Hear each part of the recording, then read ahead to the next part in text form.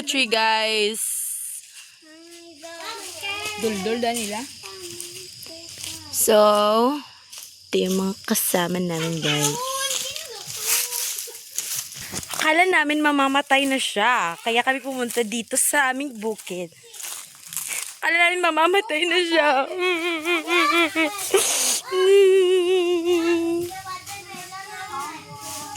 Korek! Alagi siya, guys.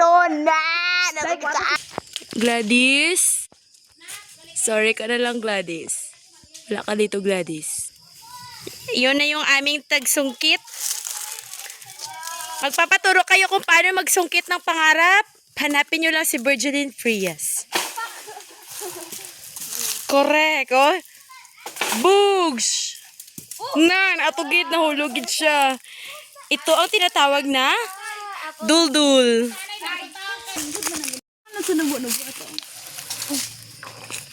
Ay, ang amon niya clips, guys, kay nagkarawala. Isa pa. Ato nga sa pungpong, isa nga nubo sa tubang yan. Nan. Nan. Yung aming nakuha, guys. Nasira yung clips ko, guys. Hindi ko na ipakita sa inyo kung paano sumungkit ng pangarap. Hindi. Mangga. Ngayon, guys, tuturuan na naman kayo ni Vivian kung paano sumungkit ng pangarap. Hindi. Mangga. Kung tatingala, kung nga daw bugat ni ato galing pinakatako sa babaw. Din? Hari! Dila saan? Nakaptan ko ba? Di ba tamo ni sa dalo mo? Tangik.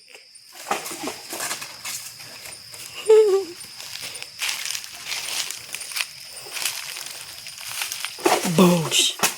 Nan. Bogs. Dalawa. Guys. Tuturuan ko kayo kung paano sumungkit Nang pangarap? Hindi. Mangga.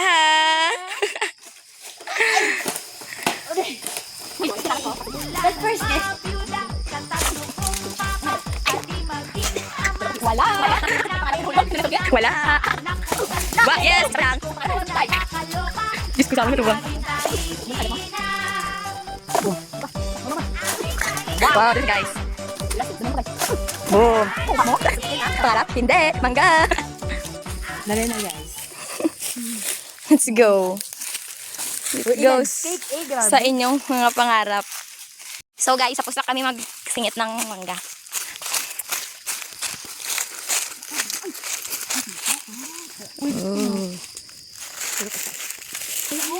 Hala, daw na bunga.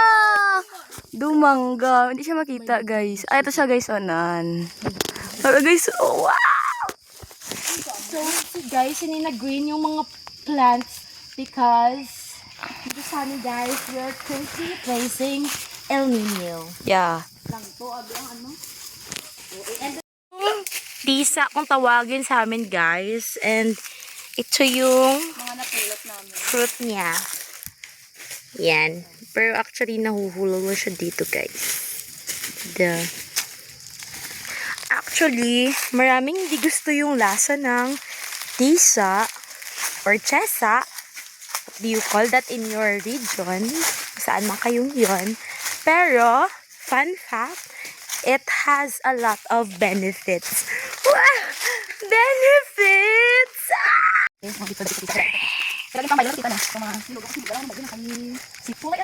So, this is where our bukid is. Guys, saan na kayo?